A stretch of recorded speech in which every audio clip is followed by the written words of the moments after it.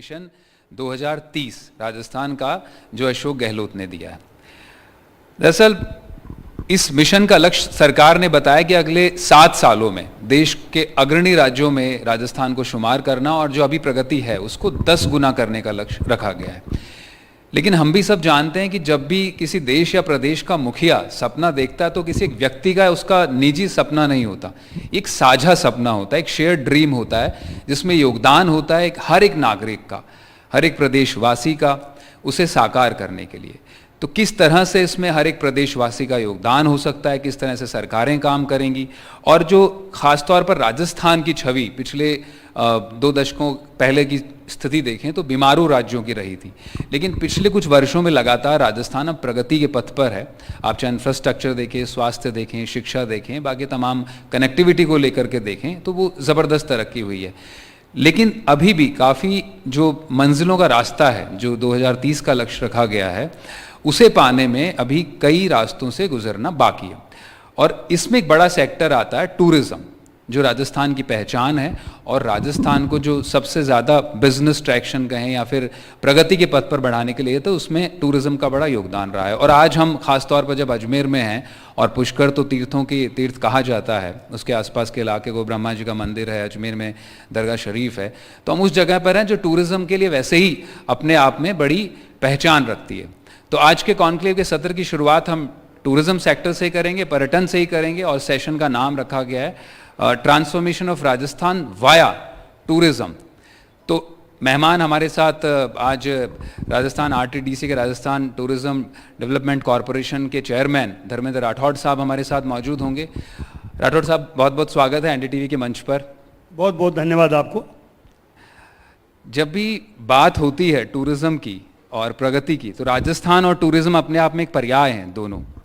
तो मिशन 2030 जब अगर गहलोत ने दिया है तो क्या मायने हैं टूरिज़्म के, इसमें किस तरह से अगले 7 सालों में टूरिज़्म राजस्थान को खास तौर पर मौजूदा दौर से और 2030 में कहां लेकर जाने वाला है? देखिए मनीष जी, राजस्थान की पहचान पूरे देश और दुनिया में बहुत विशिष्ट राज्य की है। आपने सही कहा, एक ज़माना था जब राजस्थान को बीमारू प्रदेश के नाम से जाना जाता था। अब राजस्थान बहुत तेज़ी से आगे बढ़ रहा है, बहुत तेज़ी से उसका नाम और ख़ास तौर पे टूरिज़्म सेक्टर बहुत बूम पे है। राजस्थान पूरी दुनिया में, ख़ास तौर पे इन 5 सालों में, हमारे प्रदेश के लोकप्रिय मुख्यमंत्री सम्माननीय गहलोत साहब ने, जैसे कोरोना का एक बहुत बड़ा संकट मानव जाति पे आया और हम देख भी नहीं पाए कि, सोच भी नहीं पाए कि कोई ऐसा दिन आएगा, ऐसा संक्रमण आएगा, ऐसी बीमारी आएगी कि मानव मानव से डरेगा। लेकिन जिस प्रकार से प्रबंधन राजस्थान की सरकार ने, हमारे मुख्यमंत्री जी ने कोरोना का किया, वो मॉडल और ख़ास तौर पे भीलवाड़ा मॉडल पूरी दुनिया में चर्चा का रहा। और उस मॉडल की चर्चा, कोरोना में जो जितनी मिनिमम जनहानि हो सकती थी वो हुई, और उस प्रबंधन की तारीफ हमारे देश के प्रधानमंत्री सम्माननीय नरेंद्र मोदी जी ने भी की। उसी तरह से दूसरा जब फेज, और कोरोना ने सबसे ज़्यादा प्रभावित किया किसी को, तो वो टूरिज्म सेक्टर को किया। सारी होटल बंद, टैक्सियाँ बंद, हवाई जहाज बंद, ट्रेन बंद। हमारे आरटीडीसी की जो पैलेस ऑन व्हील्स जो ट्रेन है, जो पूरी दुनिया में सुपर 10 लग्जरी ट्रेन में से एक ट्रेन है, वो भी खड़ी हो गई, बंद हो गई। हमारे लिए बहुत बड़ा चैलेंज था कि आरटीडीसी और टूरिज्म सेक्टर को वापस पटरी पे कैसे लाएं, ये बड़ा चैलेंज था। तो पहली बार हमारे प्रदेश के मुख्यमंत्री जी ने टूरिज्म सेक्टर को 1500 करोड़ का बजट दिया, जो किसी भी राज्य के लिए बहुत बड़ी बात थी। देश के किसी राज्य में इतना बड़ा बजट नहीं हुआ। 1500 करोड़ का बजट जब प्रोविजन किया, उससे हमने इतना तेजी से काम किया। और आरटीडीसी, जो एक ज़माने में, ये आरटीडीसी नवंबर 1978 में आरटीडीसी का गठन हुआ, 78 में, और ये सोच के बनाया था कि देसी पावने और विदेशी पावने को बुलाया जाए, राजस्थान की कल्चर से वाकिफ कराया जाए, राजस्थान में घुमाया जाए। लेकिन उस वक्त प्राइवेट होटल बिल्कुल न के बराबर थी, तो सरकार को होटल बनाने का काम भी था।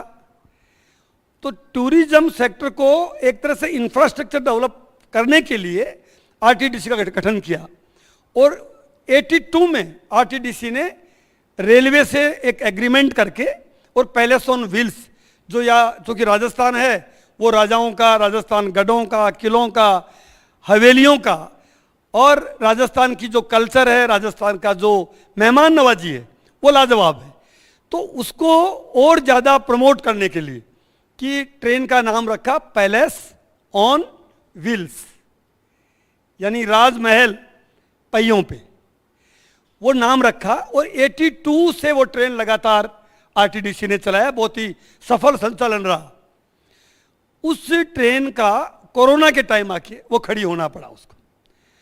आरटीडीसी भी समय के साथ में कदम नहीं रख पाई, तो हमारी कंपटीशन हो गया प्राइवेट होटल से, तो हमारी ज़्यादातर होटलें बीमारू हो गई, बंद होने की स्टेज आ गई।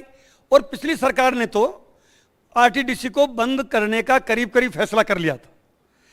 मैं बताना ये चाह रहा हूँ कि मुख्यमंत्री जी ने 1500 करोड़ का टूरिज्म डेवलपमेंट फंड दिया, उससे हमने जो पैलेस ऑन व्हील खड़ी हो गई थी उसको हम चलाएं कैसे।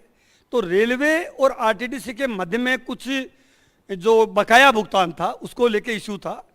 हम दिल्ली गए, हमारा पूरा जो पर्यटन दल था वो दिल्ली जाके हम रेल मंत्री जी से मिले, रेलवे के चेयरमैन से मिले, और मिलके हमने वो जो इश्यूज को सोल्व करवाया।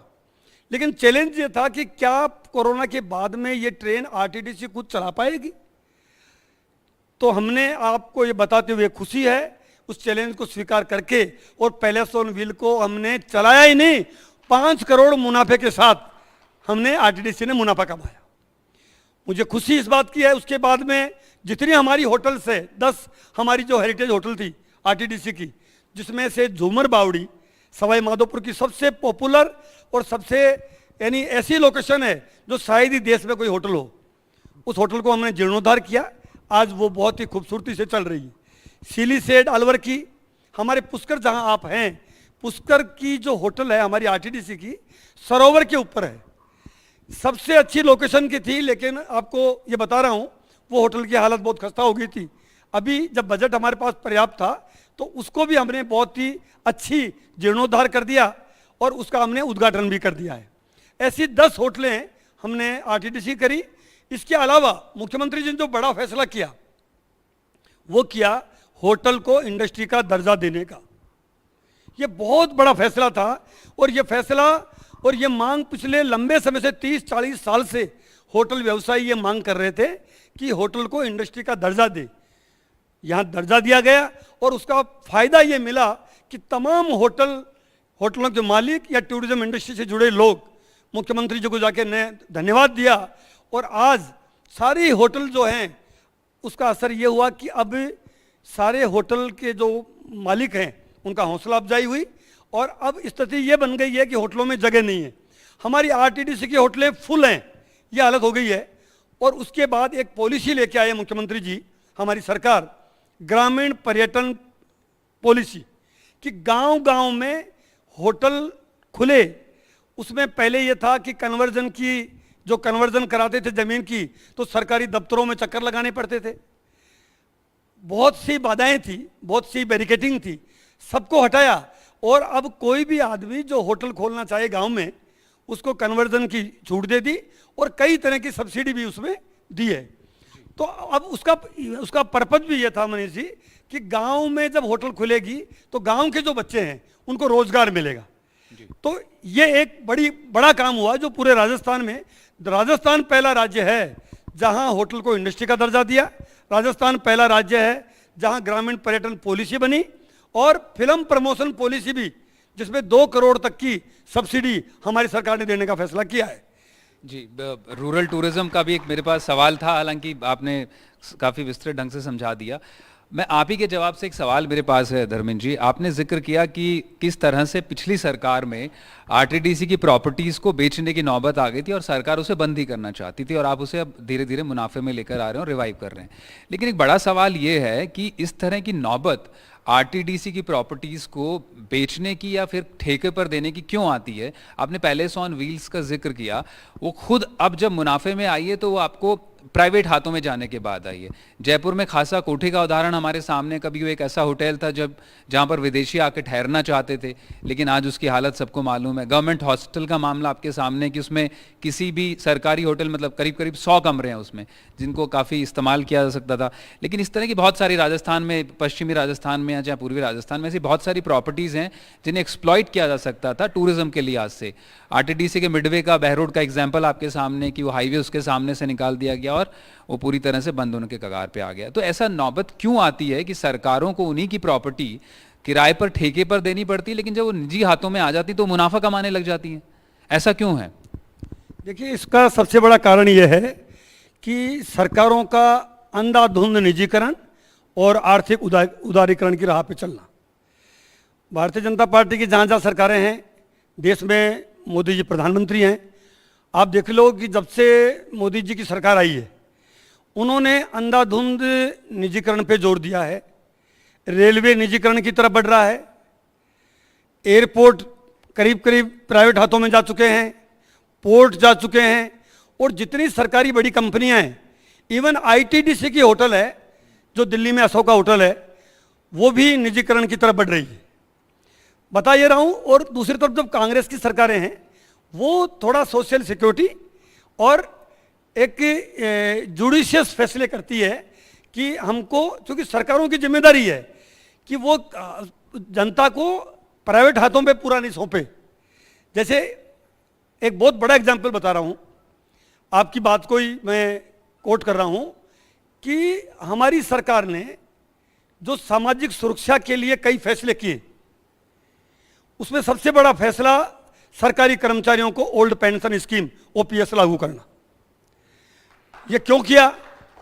मैं खुद कर्मचारी नेता रहा हूं कि कर्मचारी की ये फैसला 2003 में सरकारी कर्मचारियों के लिए न्यू पेंशन स्कीम आई, और वो स्कीम ऐसी आई कि उससे जो शेयर मार्केट में वो पेंशन का पैसा लगता था, शेयर मार्केट अप हुआ तो पेंशन बढ़ गई, डाउन हुआ तो ओपन मार्केट में उससे आदमी असुरक्षित जीवन जी रहा था। हमारी सरकार, हमारे मुख्यमंत्री जी, पहला राज्य है राजस्थान जहां ओपीएस लागू की। इससे राजस्थान के जो सरकारी कर्मचारी हैं उनमें सामाजिक सुरक्षा, सोशल सिक्योरिटी पैदा हुई। उसी की बदौलत मैं ये कह सकता हूं कि जब कर्मचारी सिक्योर फील करेगा तो वो सरकार की जो पॉलिसीज हैं, सरकार की जो नीतियां हैं, उनको ढंग से इंप्लीमेंट कर पाएगा। मैं आपको बताते हुए खुशी है कि जितने हमारे महंगाई राहत कैंप है, चाहे कोरोना का प्रबंधन है, या जितने भी सरकार ने जो जन कल्याणकारी योजनाएं लागू की हैं, उसमें राजस्थान का सरकारी कर्मचारी ने बढ़ चढ़ के और बहुत आत्मविश्वास के साथ और इफेक्टिवली जनता के बीच में लागू किया है। तो सरकारों की ड्यूटी है कि वो सामाजिक सुरक्षा का भाव पैदा करे।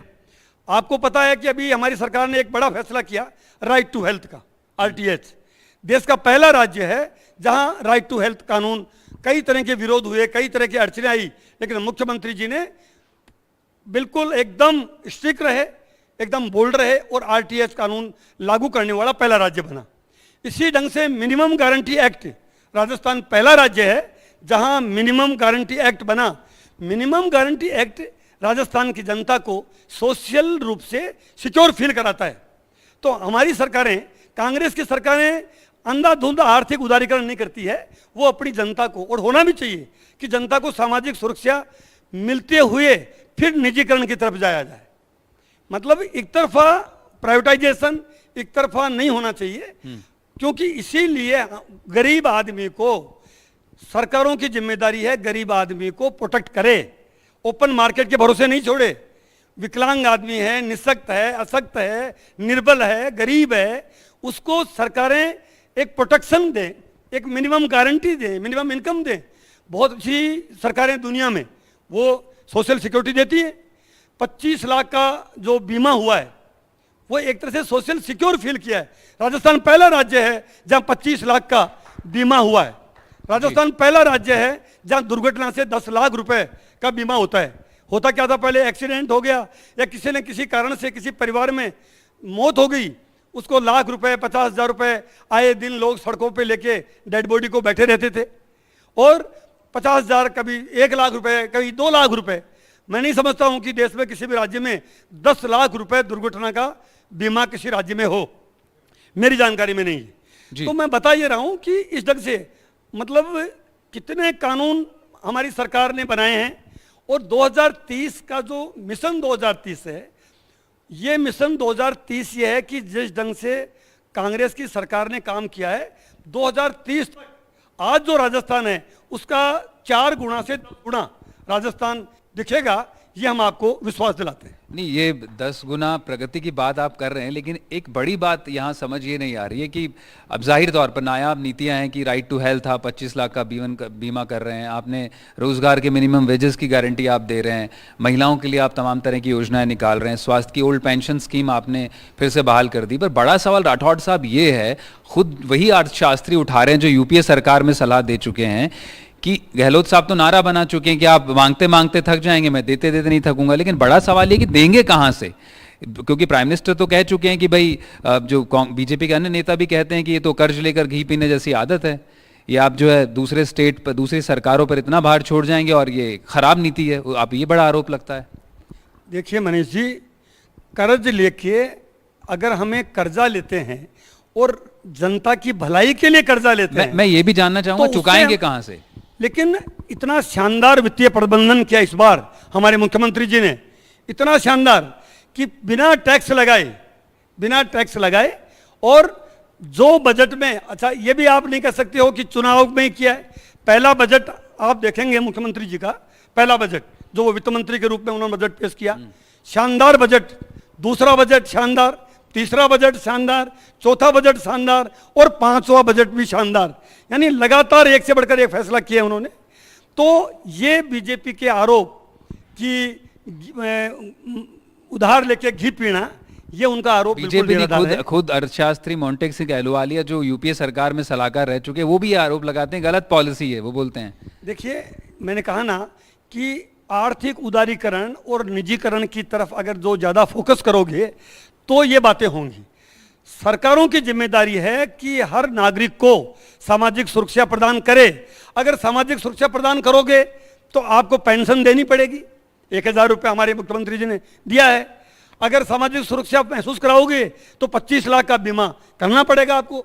25 लाख का बीमा जब राजस्थान सरकार कर रही है तो भारतीय जनता पार्टी की सरकारें क्यों नहीं कर रही है? उनको करना चाहिए। महंगाई राहत कैंप यहाँ लगे, महंगाई को रिलीफ देने के लिए। महंगाई जबरदस्त है, बीजेपी सत्ता में आई उसमें सबसे बड़ा मुद्दा उन्होंने महंगाई को बनाया।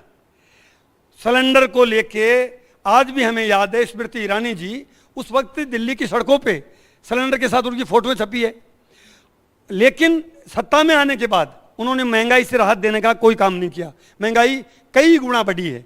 हमारे मुख्यमंत्री जी ने अभी 500 रुपये का सिलेंडर किया है, तो ये सिलेंडर अगर 500 का हमने किया तो ये भारतीय जनता पार्टी की सरकारों को भी और केंद्र सरकार को भी करना चाहिए। 500 हमने कर दिया, 500 वो कर दे तो सिलेंडर जो गरीब जनता है उसको फ्री मिल जाए। तो इस बीच जब वापस आप बोल रहे हैं कि किस तरह से नीतियां आपने फ्री 500 रुपए का सिलेंडर शुरू किया, हालांकि वो बीपीएल और उज्ज्वला स्कीम के तहत दे रहे हैं, आप सभी को नहीं मिल पा रहा है, लेकिन ये 2030 तक जब मॉडल की बात होती क्या तो क्या और राहतों की बौछार होगी फिर इस मिशन 2030 के अंतर्गत? और क्या क्या होगा फिर? ये क्या 500 का सिलेंडर आगे भी मिलता रहेगा? क्या जो राहतें जो अभी दी जा रही हैं चिरंजीवी योजना के तहत इतना 25 लाख का बीमा आप दे रहे हैं, ओल्ड पेंशन स्कीम आप ले आए हैं, बुजुर्गों को पेंशन दे रहे हैं, विधवाओं को पेंशन दे रहे हैं, आप स्कूटी बांट रहे हैं महिलाओं को, बच्चियों को, तो ये क्या तमाम योजनाएं इस तरह की जारी रहेंगी लगातार? और क्या इसमें राहतों की बौछार होती रहेगी 2020-30 तक? ये योजनाएं जैसे पेंशन की है, 1,000 रुपये मिनिमम पेंशन कर दी है, 15% पेंशन हर साल बढ़ेगी, ये गारंटी दी है। और ये योजनाएं ओल्ड पेंशन स्कीम है, ये राजस्थान में लागू हो गई, उसके बाद में छत्तीसगढ़ में लागू हो गई, हिमाचल में लागू हो गई, पंजाब में लागू हो गई, कई राज्य लागू करने की तरफ बढ़ रहे हैं। अच्छे कदम उठाए गए हैं और हमारी सरकार अच्छे कदमों को आगे बढ़ाएगी। और प्रोटेक्शन देने के बाद में जो नागरिक सशक्त हो गया, जो नागरिक मजबूत हो गया और जो ओपन मार्केट में दौड़ सकता है वो ओपन मार्केट में दौड़ेगा। कौन चाहेगा कि वो 1,000 रुपये पेंशन ले, अगर उसकी इनकम खुद की बढ़ जाएगी, 20,000 हो गई, 50,000 हो गई, वो नहीं लेगा। लेकिन तब तक उसकी इनकम नहीं बढ़े, आज बेरोजगारी भयंकर है, बेरोजगारों को एक मिनिमम गारंटी तो देनी चाहिए ना भाई, ये हम बेरोजगार, जब तक वो नौकरी नहीं लगे, रोजगार उसको पर्याप्त नहीं मिले, तब तक उसको प्रोटेक्शन मिले।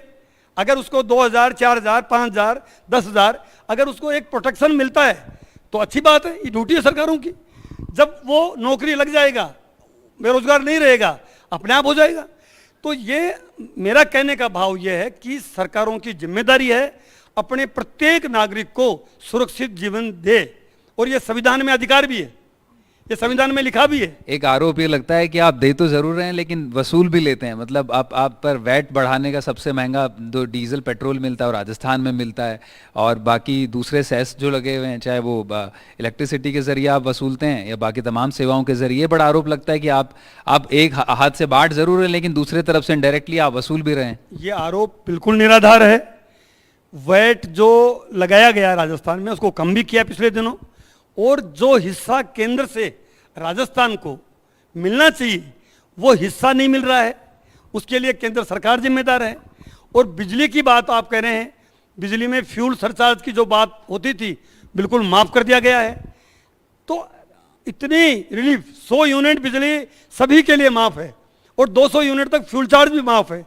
तो ऐसा कोई काम नहीं किया जिससे राजस्थान की जनता को थोड़ी भी तकलीफ हो। एक सवाल और इस दौरान उभरता है कि ये जो मिशन 2030 है, आप अगर लोगों को याद होगा तो आपको तो जाहिर तौर पे आप काफ़ी समय से मुख्यमंत्री के नज़दीकी तौर पर काम करते रहे हैं। जब वो पहली सरकार में आए थे 1998 में, मुझे याद है कि उन्होंने एक मिशन अप्रोच नाम भी उस वक्त पे एक मिशन शुरू किया था। उसमें टॉप 5 प्रायोरिटीज़ उन्होंने रखी थी, उसमें पानी था एक राजस्थान में, और एक टूरिज्म सेक्टर भी उसमें था।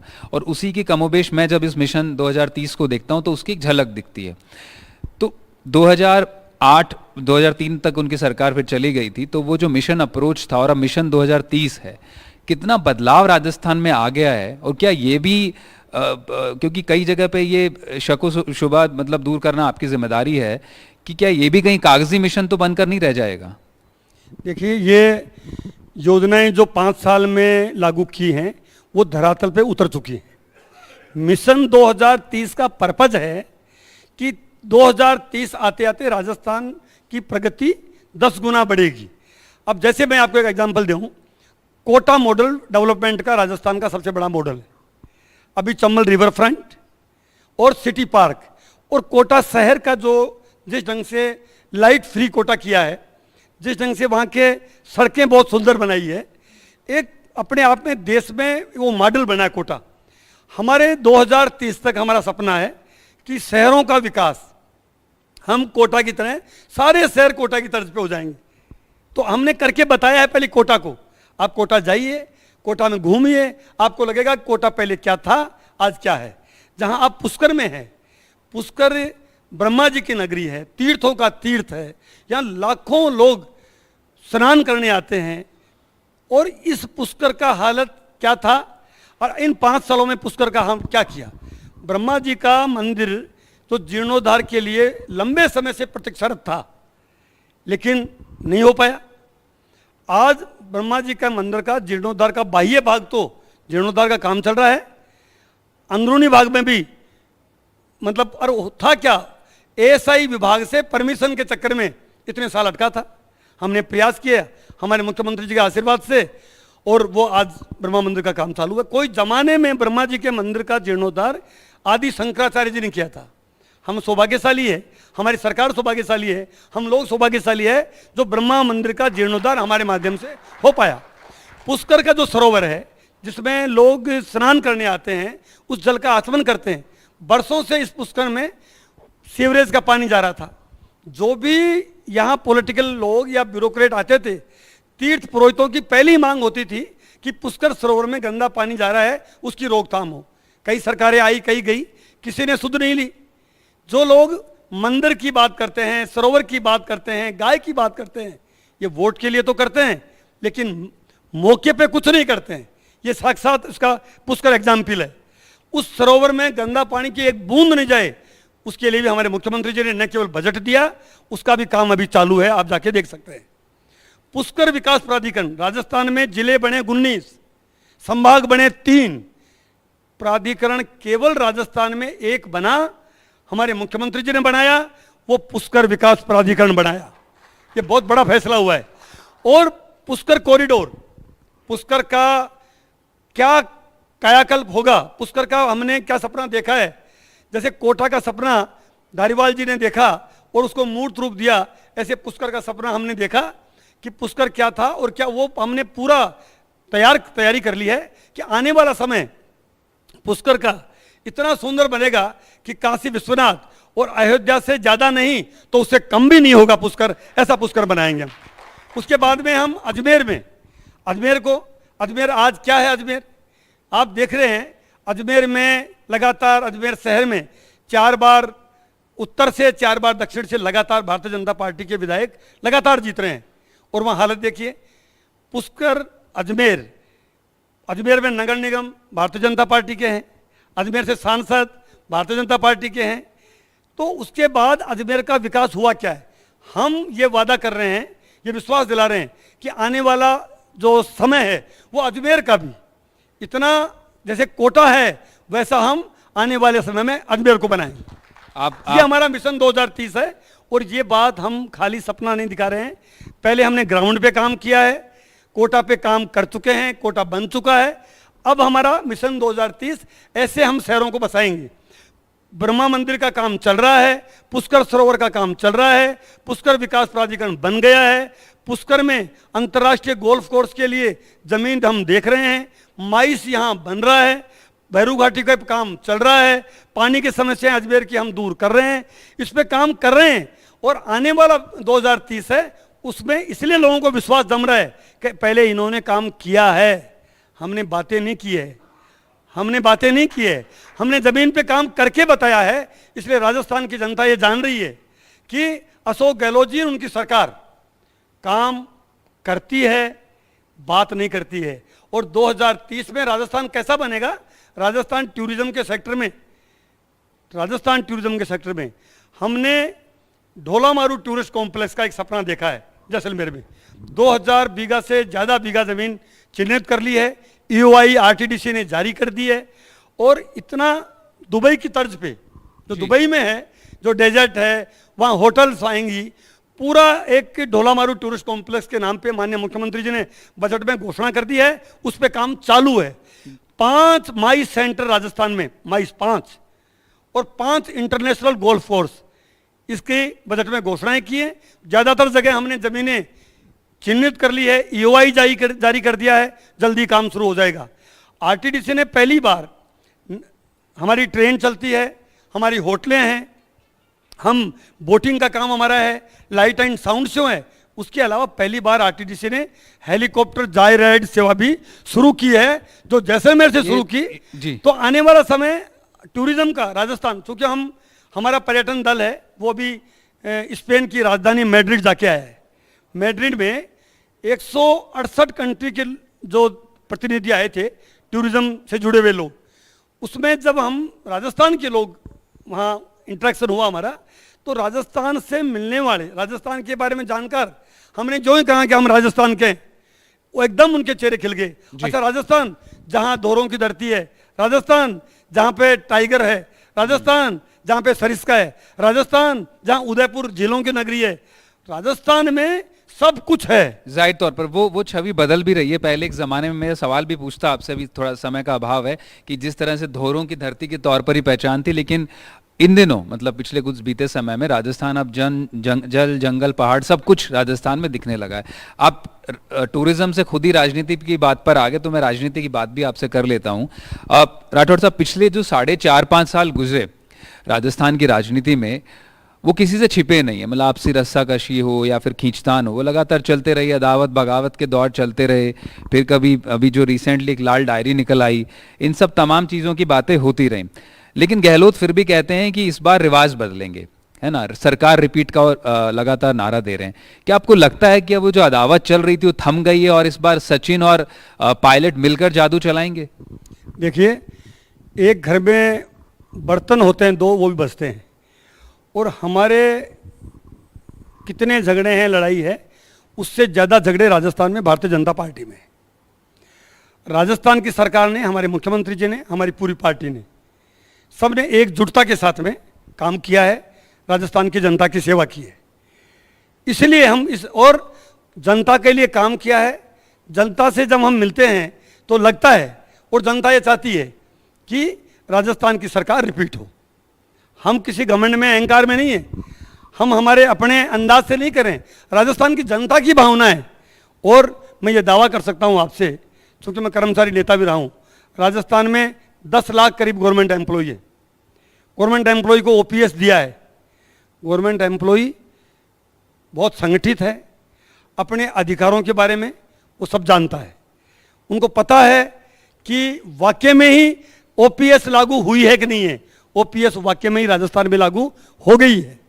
25 लाख का बीमा पूरी दुनिया में, हम अभी यूरोप घूम के आए हैं, 25 लाख का बीमा पूरी दुनिया के शायद ही किसी देश में हो जहां प्रीमियम सरकार भरे और 25 लाख तक का हेल्थ इंश्योरेंस उसको प्रोवाइड करवाए। 1000 रुपये पेंशन हो ही गई। मतलब कितने बातें हैं जो आपको गिनाते गिनाते मैं थक जाऊंगा। मंदिरों का जीर्णोद्धार, जयपुर के गोविंद देव जी का मंदिर सबसे बड़ा मंदिर है, उसके लिए 100 करोड़ का प्रोविजन किया गया है और बहुत बड़ा फैसला है ये। राजस्थान में गायों के लिए, जो ये बात करते हैं ना गाय की, मंदिर की और गरीब की, गाय के लिए भी पूरे देश में, राजस्थान में 9 महीने का अनुदान किसी जगह गौशालाओं में मिलता है, वो राजस्थान में मिलता है। राठौड़ साहब, और नंदीशाला में 12 महीने का अनुदान। तो गाय के लिए काम करे गहलोत सरकार, मंदिर का जीर्णोद्धार करे गहलोत सरकार, और गरीब का कल्याण करे गहलोत सरकार।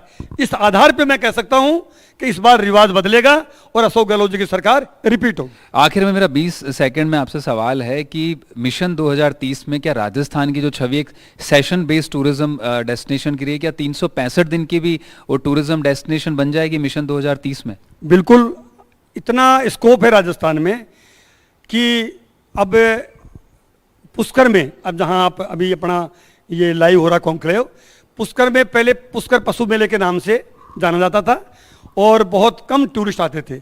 अब पुष्कर भी वेडिंग डेस्टिनेशन का हब बनता जा रहा है। उदयपुर वेडिंग डेस्टिनेशन का हब बन ही चुका है।